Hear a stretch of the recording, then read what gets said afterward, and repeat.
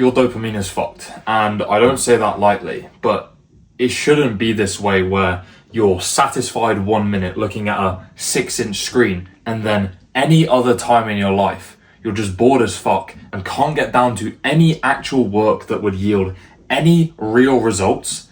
This is not how it should be. Your brain is not designed to be like this, but it's okay because we're going to fix it in this video. First off, we need to understand something crucial. There are different kinds of dopamine release, right? And dopamine is critical as a part of the reward system in your brain. Your brain gets rewarded for doing specific tasks to keep you hooked, to keep you motivated to keep on doing them, like eating, like having sex, basic things. But this reward system gets stimulated by things like looking at your phone as well. But it also gets stimulated in ways that you didn't think were capable by being in flow, doing fuck tons of hard work in the right way.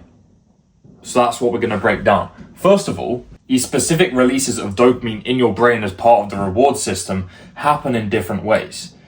When it's something like this on your phone, it looks like this. So nothing, boom, down, again.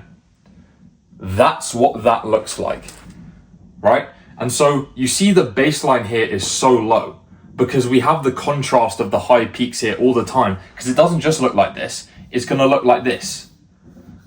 Because realistically, you are pulling your phone out automatically without even thinking about it, like every 5 minutes.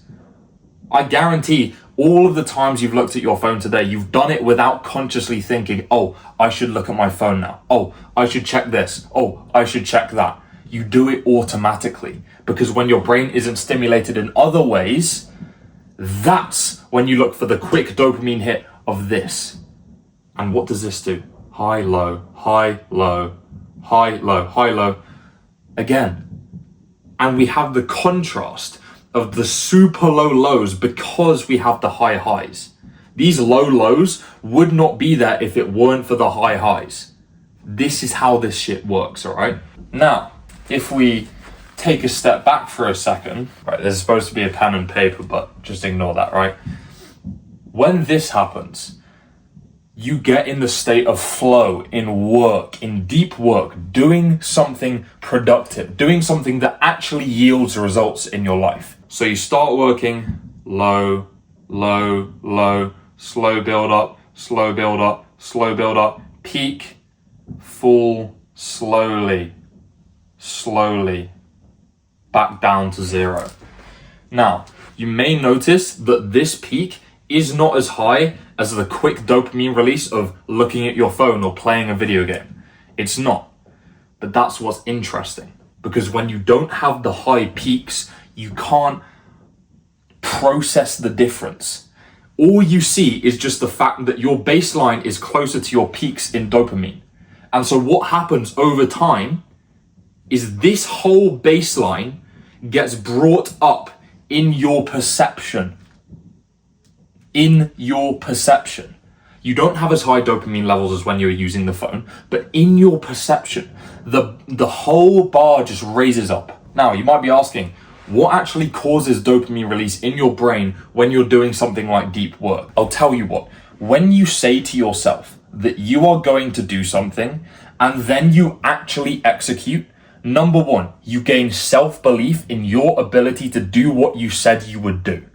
Number two, you recognize that you are in the process of yielding results for yourself. When have you sat down to do some study in school or something like that, and you've done it for a few hours, you planned to do all of this work and you actually did it. You did like 4 or 5 hours of deep study, planning for your exams or something like that, and then you finish it and you're like, wait, wow, hang on a second.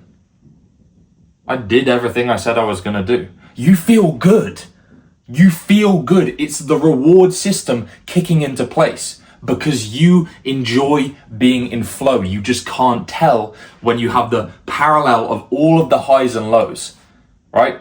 Because if you try to do both of these, have the dopamine high from the work, whilst this is going on in between, it doesn't work because your brain compares these two lines, this peak here, up here, And here, it doesn't fucking give a shit about this, right? You don't give a shit about this dopamine high because you have the reference point of this. Is it starting to make sense now?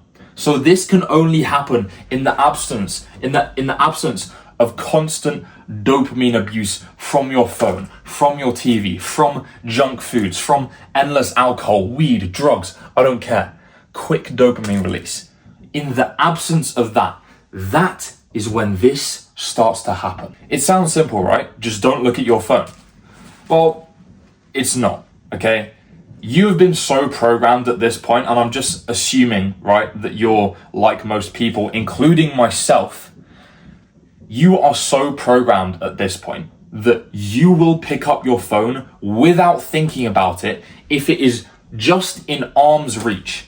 That is the only box that has to be ticked for you to have to just pick up your phone automatically. If it's within arm's reach, you'll do it. Not because you want to do it, not because you think, oh, I should go on my phone now, because you feel a tiny sense of boredom for like 3 seconds and you think, how can I satisfy that need? Your subconscious mind thinks, how can I satisfy that reward? And then you pick up your phone. So what you need, okay, is simply, oh, the pen's running out, fuck's sake. What you need is simply friction. Huge amounts of friction between you and the bad habit of quick release dopamine. Huge amounts of friction, right? There are simple ways to do this. For example, I have this right here. This is a time lock box. I put my phone in it whenever I don't want to use it, set the timer, I cannot access it, right? Even if I wanted to. Sometimes I find myself, when my phone is in this box, just reaching for my pocket to get my phone because you do it automatically, but it's not there and I'm straight back into work. You need friction.